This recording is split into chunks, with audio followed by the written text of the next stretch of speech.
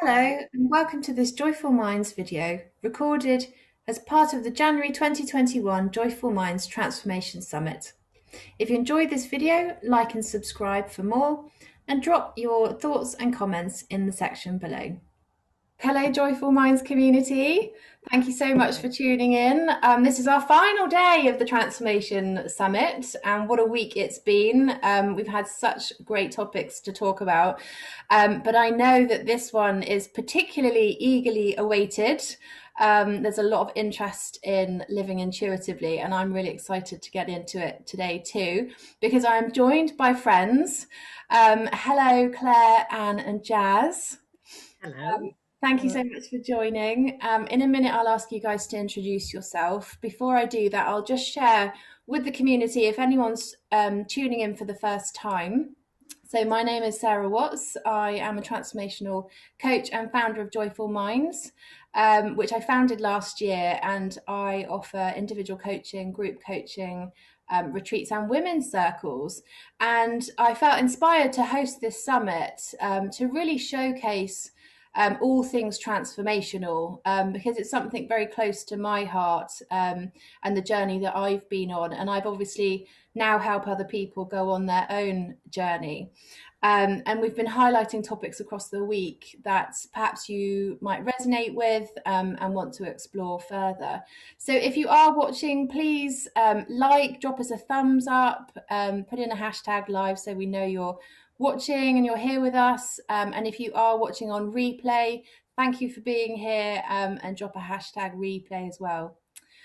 So, right, I'm going to go around my screen in order. So I'm going to ask Claire, would you like to just say a few words about yourself? We're going to do this. Thank you, Sarah, and well done on hosting this summit. It sounds amazing. Few words about myself. I think I'm going to keep it around the theme of intuition, which has driven my life, really. I think it's a massive, massive force in my life that has driven every decision I've made, consciously or not, and that has driven my transformation over the years.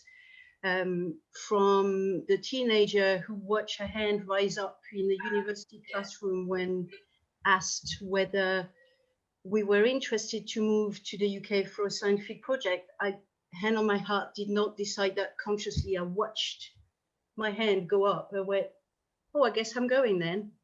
So that these sort of things happen to eventually developing an intuitive coaching business after intuitively being informed to leave science, to then creating a family against all scientific odds in my 40s, again, following intuitive hits, to now allowing the emergence of I guess a business, I almost don't like the word anymore, but a project, let's say, that is going to be very, very much about empowering mothers in their own intuition, in their mothering. So that's my relationship with intuition and how it's driven my life. Amazing. Thank you for sharing that, Claire. Yeah, it's lovely to have you just down the road as well, and we can have our intuitive conversations as we do. Thank you so much. Okay, Anne, would you like to say a few words?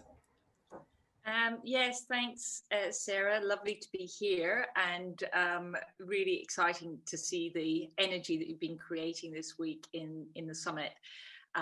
Transformation is a favorite word of mine as well. Everything is always changing, always evolving, and I guess in terms of here and who I am, I mean, on one level, I'm a coach. I'm an intuitive transformational coach. But like Claire, I've had a journey with intuition that has brought me to that place. And my journey has been an ever evolving journey and continues to evolve. So I don't know what I will be this time next year or 5 years time. But my journey has been out of a corporate career with information technology. And I love the magic that now allows me to say that I'm an imagination technologist. So I've moved from a career of IT to a career of IT, but information technology to imagination technology.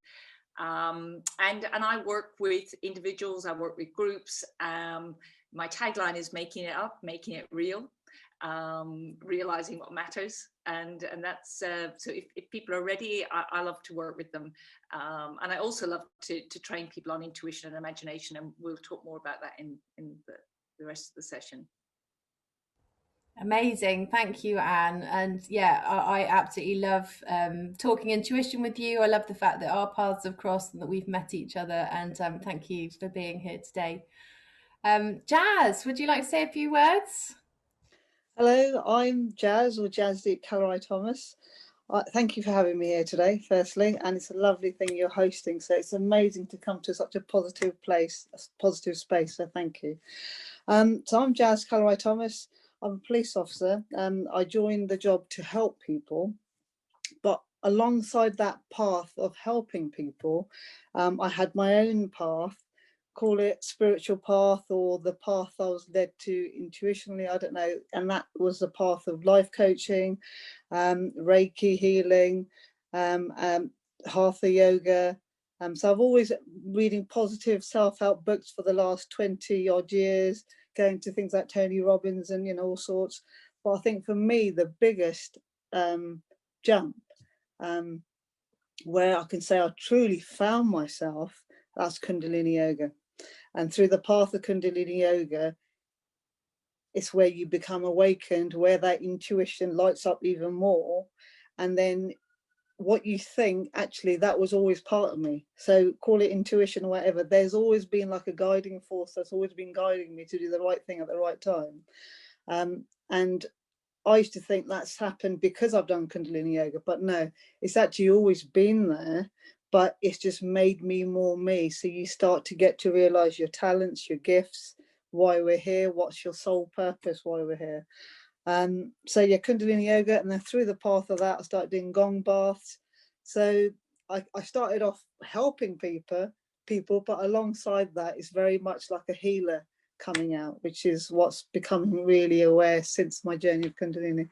But it's all great. All this stuff, I love it. Anything positive, say thank you. So that's a bit about me. Amazing. Thanks, Jazz. And what a journey we've been on. You know, I talked earlier in the week about how my transformational journey really kind of grew exponentially when I had my children, and obviously we've known each other since then. So yeah, we've been on that journey together, which has been amazing. Thank you. Okay, so let's get into intuition. And it's one of those words that perhaps means something different to different people. And so I'm just really keen to understand from you guys, for each of you, how would you actually describe intuition and what does it mean to you? And should we go around that same route? Let's start with you, Claire. I had the mouse ready on the unmute button. Yeah, there's such a question that is, isn't it? Because Sarah and I spent a good half hour on WhatsApp the other night trying to define intuition, and it's such a wonderful question. And I think, to me, I've got different definitions for it, but the one I come back to is a state of alignment. When my intuition is working, I'm in a state of alignment that allows connection for higher information. And to me, what that means is I can get out of my head. It's not all the stuff that I know, the mental body's activity that informs you from all your experiences that you've had in this lifetime, to the bigger universal energy that informs you. And what does that mean to me? Everything, absolutely everything, from what I do with my mind in a shower in the morning. Do I plug into the to-do list, or do I allow the expansion to let the unknown flow in, align myself to receive something?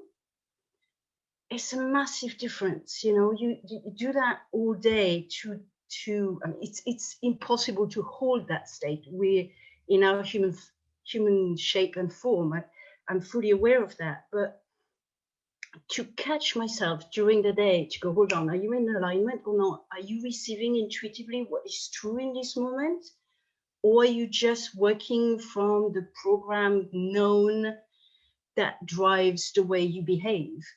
And so, yeah, intuition is not fully that state of alignment, but I think I like using that definition because that's what gives me access to the intuitive information. So a brain wave that is connected with your gut, it's almost something I don't like to define because it takes the magic out of it. Too many words kind of compress it, make it smaller than it actually can be. So I'll stay with that. A state of alignment that allows you access to more than what we know is what I use intuition as. I love that definition, and I think what really resonated from that is creating the space for that to happen. You know, recognizing that perhaps it's you know, a challenge when we're in our day-to-day, you know, doing things and just getting on with our jobs and to-do lists and kids and whatever it might be. Absolutely. It reminds me of what Jazz was saying in her intro. You know, it's always there. It's not something other than what is part of us, but what do we choose? Do we access it or do we ignore it? That is really the beauty of it. It's always there. Yes, love that. Thanks, Claire. Anne, how would you define intuition, and what does it mean for you? Yeah, I think it's a beautiful synthesis. The conversation is a beautiful synthesis. I agree with Claire about, you know, over defining it, you know, makes it smaller than what it is. But also, you know, when I sat with this question, I went, intuition is the best information I can get. It's direction, it's connection to source. Yeah. It's connection to what matters to me. It's connection to what I love. And, you know, I also want to say as part of this is that everybody has it. Everybody has access to it. Just like Jazz says, we all have it. We just don't know how to access it or use it. And I think what's a more interesting conversation, which I guess is where we're going to, is like, how do you access it? How do I know what my intuition is? And, you know, the dictionary definition is intuition is what the mind apprehends before we rationalize. Yeah. And I love that actually as a definition, but our mind is super fast, super quick. So there's only a moment where you can actually, you know, access that intuition. And part of, you know, I guess what all of us have been doing is practicing and cultivating, being able to access that space so that we can be in alignment and so we can receive, you know, information that serves our highest good. Yeah, that's true for us, not good or bad or right or wrong, but it's true for us. Yeah, great. And just on that point then, Anne, what would you say is the difference between intuition and instinct? And is there a difference? Well, my instinct is to offer not to answer that question. Actually, you know, I think we're then potentially going down another conversation about, you know, instinct isn't my area of definition. It may be the same. I think people talk about gut instinct and they talk about instinct and they make an assumption that it's intuition. But you know, and I'll put my neck out here and go and say that if you really want to be intuitive, then it is a practice and there is a cultivation, and you just get better and better the more that you do it, and you get clearer and clearer. And rather than this sort of random, I've got a gut instinct here and I've got this instinct there, that there's actually, you know, there is a mastery in living intuitively. Yeah, I would agree with you. My sense is that people can sometimes muddle the two, because we do talk about our gut instinct and that being a kind of natural thing. But I read something recently that talked about how, you know, gut instinct can be more a sort of fear response. You know, our gut instinct can be a very quick automatic response that we have, but it can be more in response to a threat or a fear. And therefore it's not necessarily coming from our intuition. And our intuition, as you said, is sort of information for our higher self. And you know, we talked yesterday about vulnerability and how fear and bravery, you know, there's a paradox that exists, and therefore fear isn't necessarily meaning that we shouldn't do something, you know. So yeah, good to draw that out. Thank you. Jazz, let's say, what's intuition to you, and what does it mean to you? Intuition for me is where you're going with the flow. That's the best way I can, it's true. You can't put it in words because it's such a magical thing. But for me personally, it's going with the flow. It's a bit like you're setting foot on a long journey in your car and it's all dark out there, and then you turn the headlights on and then you're looking out, and it doesn't matter where it's going to take you. It doesn't, you can't see beyond a certain point, but you can see what you need to see at that given point. So at that point in time and space, everything's shown to you. It doesn't matter what's going to happen after that, because all fear goes. All you see is the light. But for me, it's going with the flow, and where you're, and it's that lightness. So you feel light. You feel that you're getting this information from a higher source, which is the best for your soul purpose. So not what we think, oh, I better do this or I better do that. It's actually what's best for your soul purpose. So what you're connected straight to the heart, and it's what's best for you as an individual soul. That's what intuition is for me. It's funny, you mentioned about the gut instincts. I've been thinking about that. I've been meditating on that quite recently. And I personally believe there is a difference. Gut instincts is, like it says, gut instinct. This instinct's referred to as gut, and it comes from the gut. It's a lot lower level, and this is where the scientific side that I personally feel, everyone's journey is different, but it is based on fear. It's based on an imprint that's happened in the past. It's a bit like memory. Oh, gut instinct, if this might happen, so you're basing it on past previous patterns. And it's just heavy. If you think of a time where you had a gut instinct to do something, it probably would have been based on some sort of fear. Whereas if you think about intuition, there's no fear involved. And actually, it comes from here. It comes from a higher frequency. It comes from a higher place. So, yeah, I'd say it's completely different. I think a lot of people do get it confused. And like I said, I was sort of questioning and thinking, is it the same? Is it? But no, I think there's a difference. And like they say, we all are teachers within us, we all, and sometimes we have a habit of going out and asking people, looking in books, but actually go within and ask yourself, and the answers will be told from within you.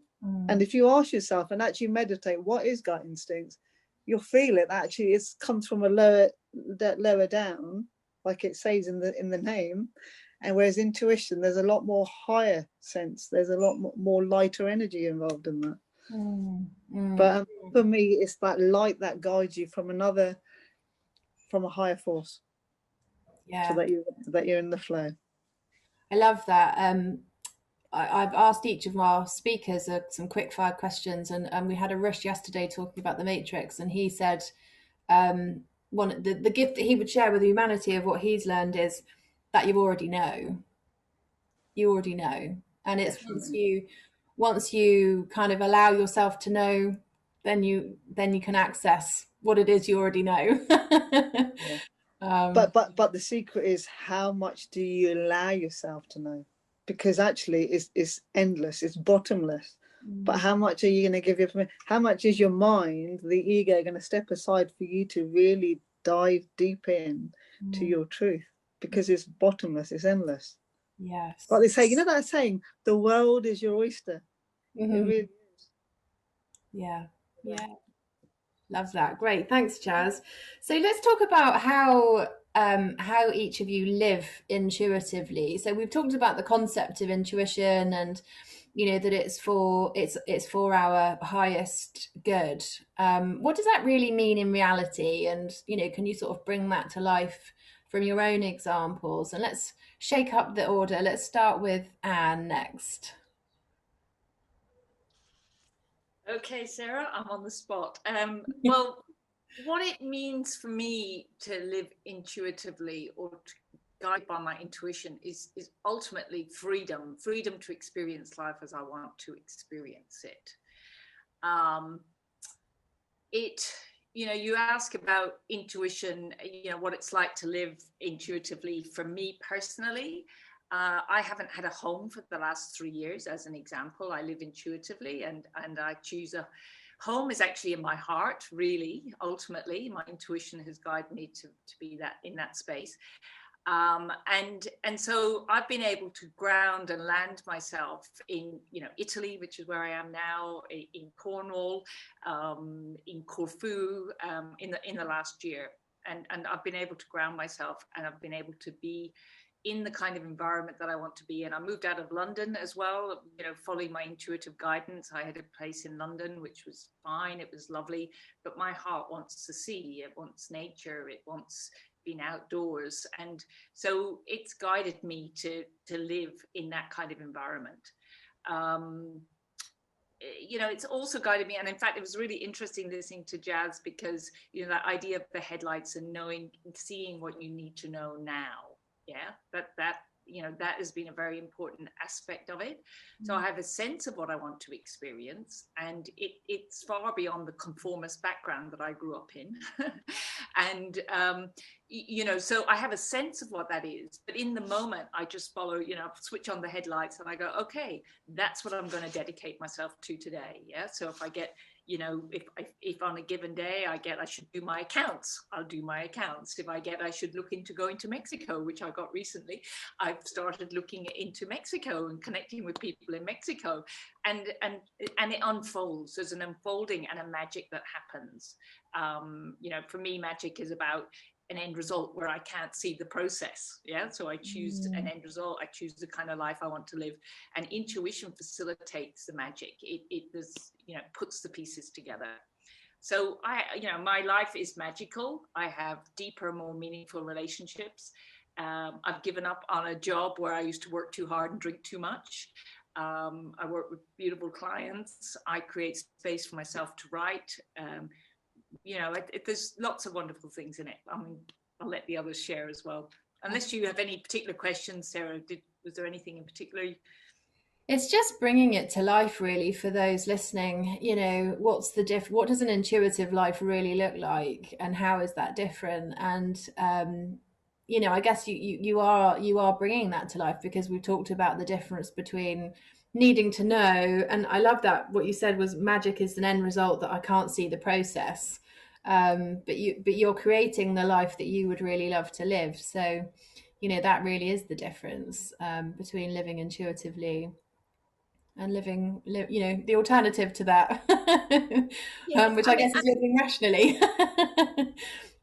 Well, yeah, I would say though that, you know, just, you know, because it doesn't mean that an intuitive life for somebody else could be, you know, building a business. It could be having a corporate career. It could be living in London. It could be having, you know, kids like you and Claire and Jazz. And I haven't got children, you know, and which, you know, part of me would love to have, but I've got this awesome freedom, and I've got godchildren. I've got, you know, Claire's kids are very important to me. They're beautiful kids in my life. I've got probably 15 or 20 kids in my life. But then that's my life. Yeah. So, you know, it isn't, my intuitive life isn't an intuitive life. It's mine. Yeah. It's all mine. But, you know, so intuition is about creating your own life. Yeah. And about what's true for you. And I think that's really important, not to kind of, you know, go, oh, well, I need to have a life like that. That's what an intuitive life is. Yeah. Yes, thank you for making that point. That's a really important point, isn't it? That it's going to look different for everybody. So it doesn't mean you have to live a nomadic lifestyle and write or be a coach. It's whatever's true for you. But this idea of, you know, we've talked already this week around following the breadcrumbs, you know, that we don't always know where those breadcrumbs are going to take us, but they feel like the next true thing to do. And it's only sometimes when we look back that we see quite how far we've come and how much we've created and how our life has transformed and how we've transformed in that process. So yes, thank you for making that point. Okay, Jazz, let's talk to you then. So for you, how has living intuitively made a difference in your life? I think where my life was probably 2 years ago to what it is now is completely different. And I believe living intuitively has allowed that. I like to simplify things. It's a bit like in a world of duality where there's two polar opposites like male, female, black, white, tall, small, you know. So there's two, and in essence, it's fear or love. Those are the two opposites. And actually, when you start choosing to live a life of love and less of fear, you are automatically living more and more intuitively. Because actually, what intuitively, the feeling you get from that is joy. You get excitement. So that's when people go, hey, I'm going for a coffee. And they're like, yeah, I just went for a coffee, but you're really excited because I want to catch up with my friend. I want to go for a walk, and everything you're doing, you're just excited. You know, that excitement that kids have, like we're saying, we've got young kids or we've got kids around us. When did life start? You're skipping because you're going to go for a walk in the rain, right? And you're excited, got your wellies, and you're skipping. When did that skipping stop? Why did it stop? Because actually that's how it should be. As parents, we want for our kids to be happy and excited. Do you think when we were sent here as souls, our greater force, or whatever you want to call it, is God for me, but it's different for everyone else?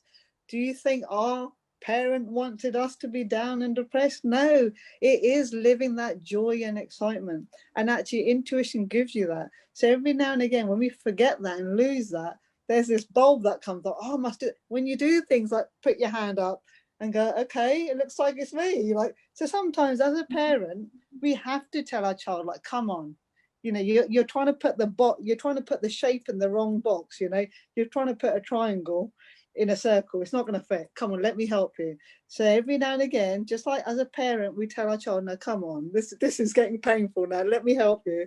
That intuition comes up. And the more and more you get in alignment with that, it happens. And so for me, living intuitively is being excited about those little things, like going for a walk, like catching up with your friend, like going for a coffee, like doing your spreadsheets, all these simple things, but you do it with this lightness and this joy and this excitement. There's a saying in Kundalini Yoga and in Sikhism, it's called Chardhi Kala. Chardhi Kala means living in high spirits, which is being in your joy, so that doesn't mean your life becomes amazing and then coronavirus isn't happening and all that other stuff isn't happening. Of course it is. We still live in this world. Money problems, you have kids, you have that, you want that headache, you want that peace of mind, but actually whatever happens, you live in that joy. And for any point where you lose yourself, because everyday life can be busy and work and other responsibilities, that that actually enough's enough. And actually, I need to take a break. I need to have 5 minutes to myself. I need to meditate, or so then you're given the tools, whatever that is for that individual person, whether it's taking the dog out for a walk, whether it's meditating, whether it's whatever, but it's getting back to that joy, why we're supposed to be here, it's supposed to be our life, and where we should always be excited, be happy. So intuition for me is being in that joy, because actually when you're feeling excited about that sort of thing, then you're living life more intuitively. I love that. It's sort of choosing to have that joyful life, and I think that we've spoken a lot this week about choice, about setting intentions, but I think sometimes we can get into a place where we feel like that's childish. I have to go to work and I have to earn money, and we put these rules and shoulds and all those things, and something gets lost around. Well, of course we all want to be happy. I'm sure that's why a lot of people are here listening, because they want to have a happier life, but there's something about choosing it for ourselves, and choosing for that to be the important thing in our lives, rather than all these other shoulds, and this is what I should be doing, this is what my parents think I should be doing, or society thinks I should be doing, or whatever those influences are. So thank you for bringing that to life for us. Okay, Claire, let's talk to you. So what does living intuitively mean to you, and how has that made a difference to you in your life? I don't know what to add, because what Anne and Jazz have said, they've used the words I was called to using. So I think magic, freedom, joy is so part of it. So I think I'll just sum it up with, it's making me feel alive. Like I remember talking to a very dear friend of mine that Anne knows very well, Thea, in Cornwall, and I felt tears coming through my eyes when I said to her, all I want is feel alive. And intuition has given me that, and it rocked my soul when I realized that's what it was. And of course, freedom, magic, joy, all of that is part of our possibility as human beings and our lives. So how to add to what the wisdom that's just been shared? I think I'm going to use a metaphor. Any of you who've read The Midnight Library will identify. This novel talks about this. It's not written from the viewpoint of intuition, but it's a great metaphor because it's talking about this girl who is suicidal and relieves all the crossroads of her life and the different choices she could have made that would have driven her one way or the other. And I think intuition for me has called those crossroads forward, brought them to the light for me, like showed me, look, you're here, there's choices here. And my intuition, like the lighthouse or the headlight that Jazz was talking about, has gone, your heart wants that path. You don't know where it goes, it's okay. Just choose that path. And practically, you know, in my life, this has happened so many times. And I feel blessed that it has done so. When, for example, if you'd met me 10 years ago, and Anne will relate because she knew me at the time, if you'd said to me I'd be a mother, I'd be going, ha ha ha, what a joke. Talk to someone else. Thank you very much. Kids is not my world. Anne's laughing, I can see. And I allowed my heart through intuition to open the possibilities. And I saw the crossroad and I saw, just wait a minute. Don't be stuck in the shoulds and the woulds and the have-tos like you were describing. Where my shoulds and my woulds, where you need to run a business, you need to be successful, you need to you need for ego-driven motivations, which I can see now I couldn't then. But lighting my inner light, that connection to intuition on the different possibilities, I realized that is not who I was. And you know me now as a mother, so you could see what difference is made for me. And yes, we've got the nitty-gritty, especially now of homeschooling, and I could go down the route of, oh my God, my head's exploding, la la la. But the truth is, the joy I get in my life now from having my family is priceless. And when you learn to recognize those moments where your intuition shines the light on one path, it unfolds absolutely magically. That's where the magic and the freedom comes in. Like, again, an example I can give you, practically in life, last spring, I arrived in Cornwall for our family holiday, exhausted, get the kids and the hubby in the holiday let and go, I'm off. Seriously, we hadn't even unpacked the car. And I was just called to go and sit on a bench overlooking this beautiful Cornish harbour. And I felt my whole being go, and that was me going back in a state of alignment. I turned my head, I was in alignment. There's this big, massive blue sign for sale. And my body just went like a jolt. Sometimes intuition doesn't work through sensations, through your body. It's not always a process you have to engage. You just have to listen, and alignment really allows that. And now we're in a state of, as a family, we're renovating an old cottage we've purchased in that village because we followed that light that was shining on that path. And the most beautiful thing of all is now, I spoke at the beginning, that now I'm formulating a vehicle to empower mothers in mothering intuitively. Well, that cottage we purchased in Cornwall, I'm getting goosebumps everywhere just saying it, is the core of it, because those mothers are going to come and do retreats in that house. So if I hadn't listened to that hit, you know, you could have gone, for sale, you're mad, we don't have the money, why are you doing this? Impossible. Listening to my head and the how, the magic that's unfolding today would not be there. So I'm talking in metaphor and in examples, but to me, and again, watch me, watch my energy. I'm just feeling so alive sharing this. So that's the key to me. Is live intuitively, you will feel alive. I love that. I love that idea, feeling alive. So while we're with you, Claire, let's talk about practicality. So for those people listening, what practical things could they start to do to, access their intuition more easily or more regularly? I think so. Now we're in this bubble of alignment. I'm going to respond with what I'm being hit with. I want to go back to what Anne was saying. Living intuitively is a path of mastery. So I think there are tools that you will use when you start that you will drop and then find new tools because your intuition is muscling up. And then you will drop these and find new ones. And intuition has a way of informing you depending on where you're at. Mm-hmm. So to me, how did I start my journey intuitively? Truth, hand on my heart, I don't know. Because when that hand went up in that classroom at the university, that wasn't me, the me I knew, making it happen. I just received something bigger than me. So I think start with an open mind, be open to receive, choose that openness and watch the magic unfold.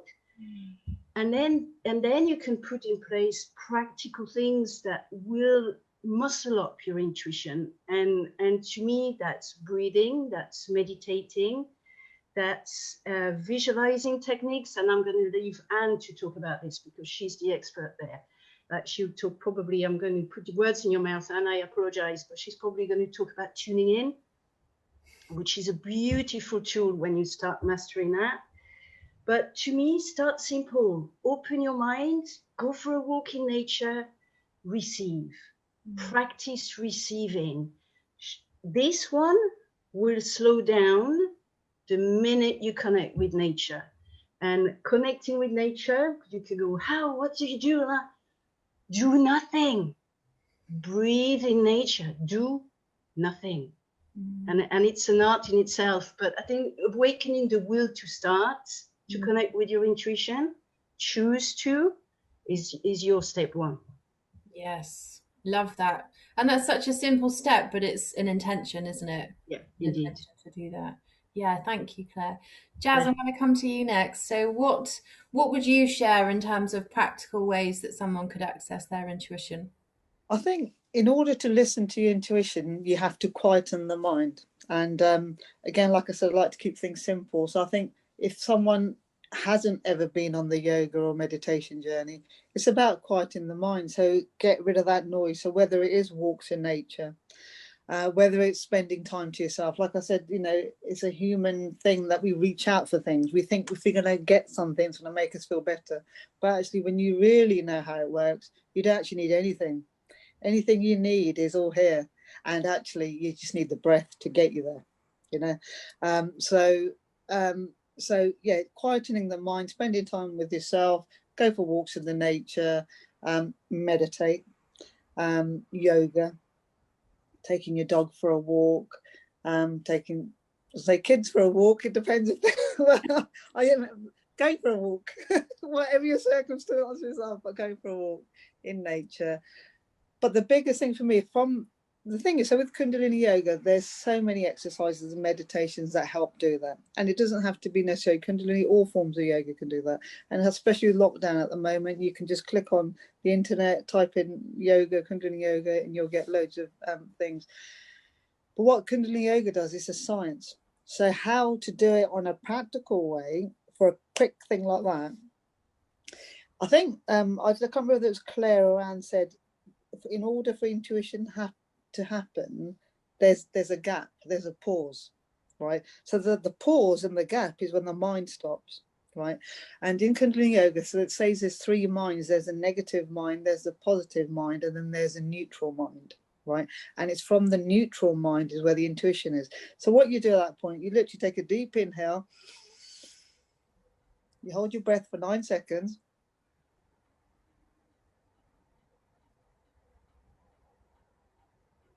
and you exhale. And at that point, you've got that pause, and that's where you've got the intuition. Yeah. And you probably feel it, so it's that That's the quick thing. Just 9 seconds, hold the breath. And that goes from your negative, your positive, your neutral. And then if you've got a question, say if you're really stuck, oh, I really don't know what to do, try it. So ask yourself a question, hold your breath for 9 seconds, and just allow that quietness to happen. And the answer will just bubble up from inside. So that's the quickest sort of way. But otherwise, walks in nature, get used to it. It comes down to self-love. Get to love yourself. And I don't mean, yeah, get the nicest like cars and clothes, and if you want to do it, that's up to you. But what I'm saying is, get to know yourself, who you are, why we're here, what's your gifts to here. Like all this isolation and everything, there's a reason why this is happening. We keep reaching out for stuff.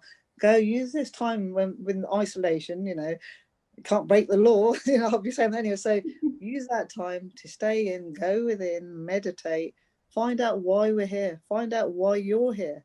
It's going to be a different story for all of us. All four of us come from completely different paths in life, but we can share the common message of intuition, joy, excitement, that since living life intuitively, it's made our life happier. It's made our life more joyful. So, and that doesn't mean we're in, the materialistic stuff. That doesn't matter. It's how you feel inside, because ultimately you don't need anything else.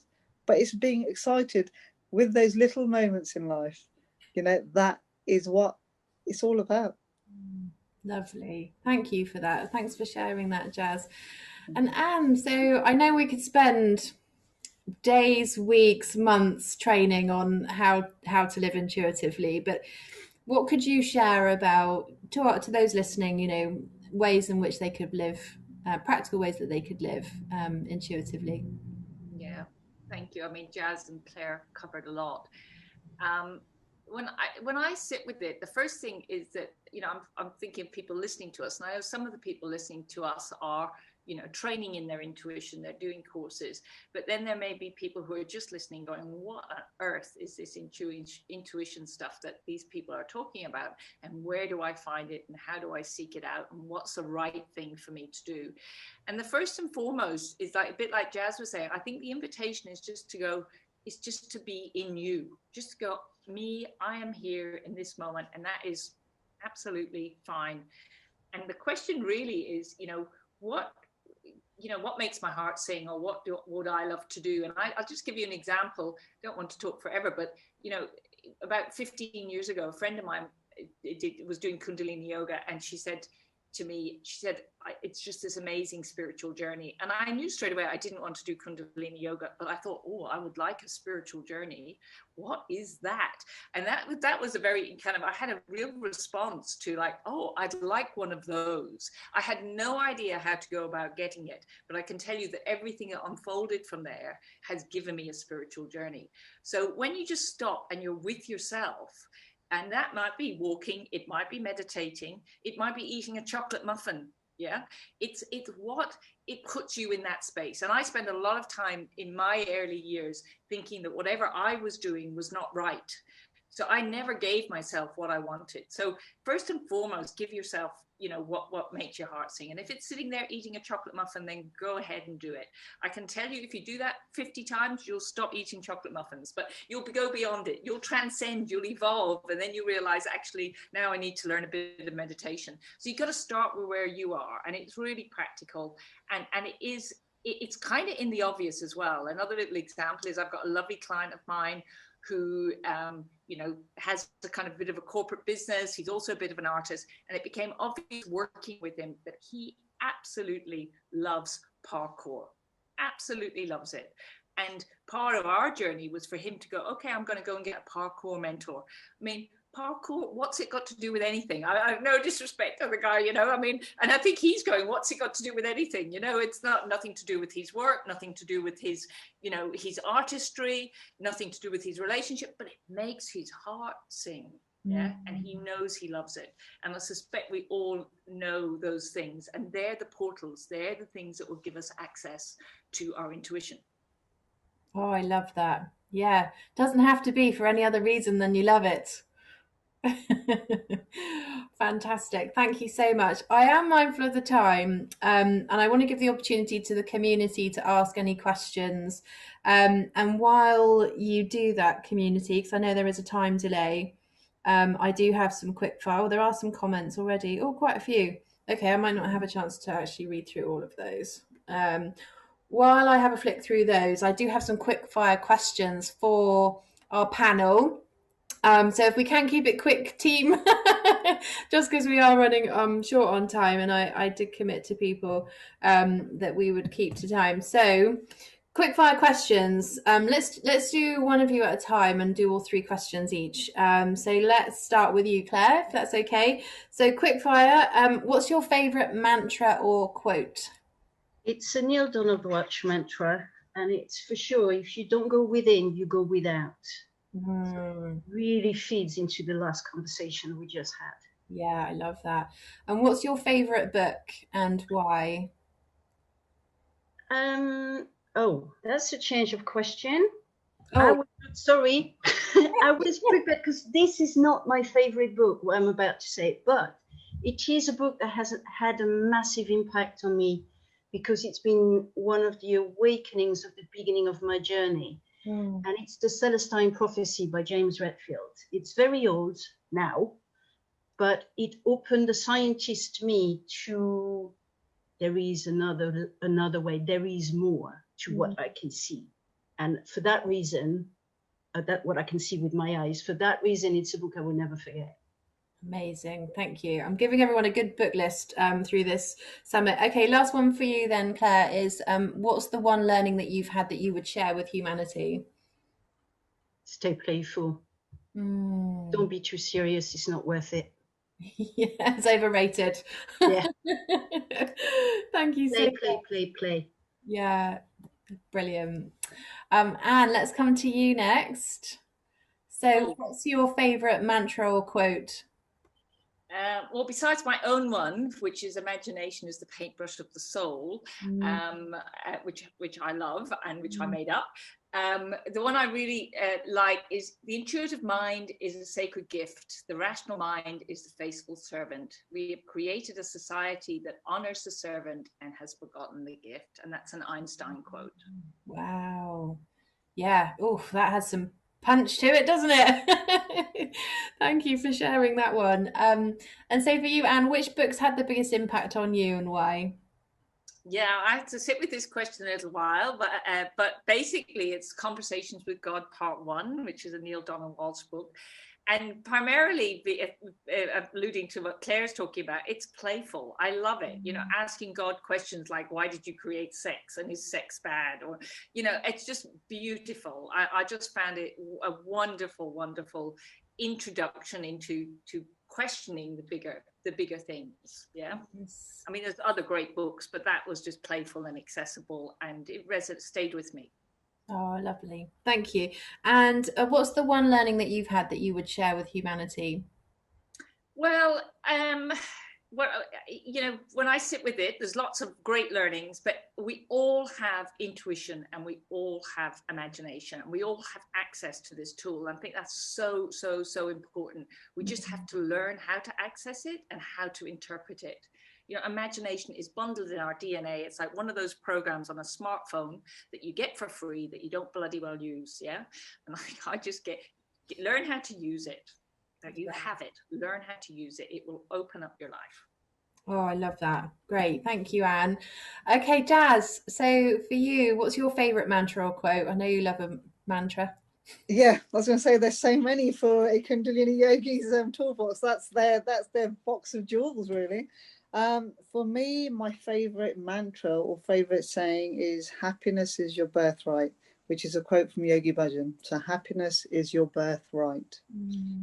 Yeah, it's just worth just pausing on that and just allowing that to sink in, you know. So that's the first. So yeah, but there's so many. But that, if you remember, if there's one thing we take away, just that happiness is our birthright. We are meant to be here to be happy. That's it. And actually, if you think, what's going to make me happy? Sitting down and, you know, worrying about what I'm going to do, or actually have a chocolate muffin, have a cup of tea, then have a hot bath, you know, and just and then when you have a hot bath, this thing comes up, oh, I should do that. Oh, okay, well, I'll write that email to my friend. So happiness is your birthright. Yes, lovely. I love that. Thanks, Jazz. Okay, what's the book that's had the biggest impact on you and why? So you're asking someone who's read about 20 years of self-help books, so Yeah. I can't remember, but I think thinking back, one of my favorite ones when I first started this journey was I think The Monk Who Sold His Ferrari.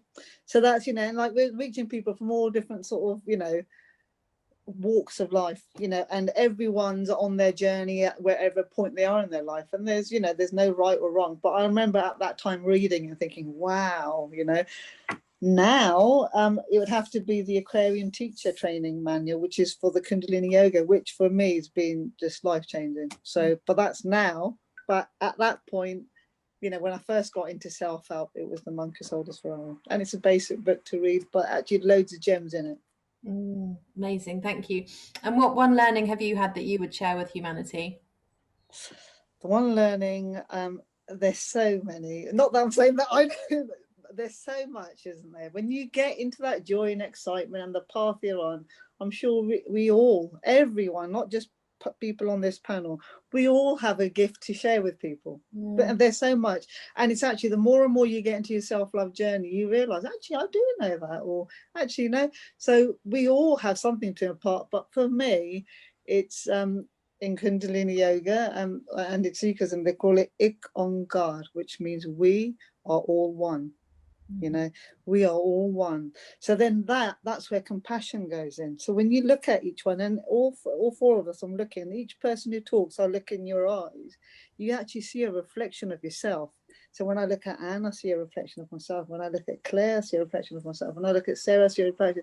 And when you connect on such a deeper level, from heart to heart, from a place of love, from a place of compassion, if everyone thought like that, there wouldn't be suffering in the world, So Ik Onkar, we are all one. When someone's hurting, especially the times of what's going on at the moment, when someone's hurting or they're struggling, you reach that hand of compassion and you help out. Whether it's a child helping them across the road, whether it's an elderly lady and she needs help with a bag, socially distanced, obviously, of course, But what I'm saying is extending that hand, and that can go from any little or big things as possible. Whether it's helping charity, whether it's giving your time, whether it's giving friendly advice, whether it's just acknowledging someone in the street, and smiling at someone, that compassion. So for me, Ik Onkar, we are all one.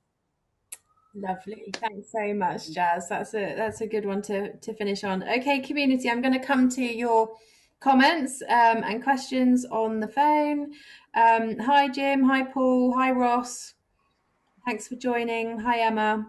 David. David did our mindfulness talk earlier in the week. David said, I discovered when losing my keys, instead of getting frustrated and frantically searching, I simply stopped, asked the universe to guide me to them, and within seconds was able to walk straight to them. That's amazing, David. And whenever you get into a flat, we talk about surrendering to the inner power, to source, and whatever you want to call it, and wait for the solution to appear. That's great. Thank you so much for sharing that. Okay, Jim. Jim says, fear and love are opposites, resonate with me. Only recently realised that fear has been the thing I was responding to most. Well, Jim, you're not the only one. It's the human condition, isn't it, that we all share. Okay, Margaret's saying, David Hopkins, you're watching how this unfolds. Can you see that? Maria, this has given me a chill, goosebumps. Margaret said, oh, when we breathed, the rain started in Melbourne. Oh, Ross, you've shared a lovely poem. I'll leave others to read that in the comments. Paul has said, the biggest hurdle is recognizing fear and overcoming it. I am at a crossroads. I have made a decision which I think is intuitive, but the devil keeps fear. But the devil called fear keeps calling me, trying to bring me down. This session has really helped bring that clarity. Well, thanks for joining, Paul. I'm glad that's helpful. Jim has said, Secrets of Natural Success was my best guide. We all know and love that one, Jim. And Margaret said, this has been the best session. Thank you. Well, thanks to everyone who has joined, and do carry on the conversation in the comments. Share what resonated with you, share any questions, and I'll link up our panel as well to answer any of those. And thank you, Claire, Anne and Jazz, for your time today. I know we could have talked about this for hours. It's been a great topic. I'm really pleased that it's giving some inspiration to people at this time, particularly challenging time that we're all experiencing. And if we can shine a bit of a light for people and be those headlights, perhaps, for others, then that's a wonderful gift. So thank you all for being here. And Joyful Minds community, we've got our final session at 2 o'clock this afternoon, where I will be rounding out all the best bits from the week and doing a bit of an intention setting. But for now, we'll see you all later. Thank you. Bye, everyone. If you'd like to get in touch, drop me an email or contact me on one of the social media platforms. And if you'd like to find out more information about working with me, check out the services that I offer on my website, joyfulminds.co.uk, and I look forward to meeting you soon.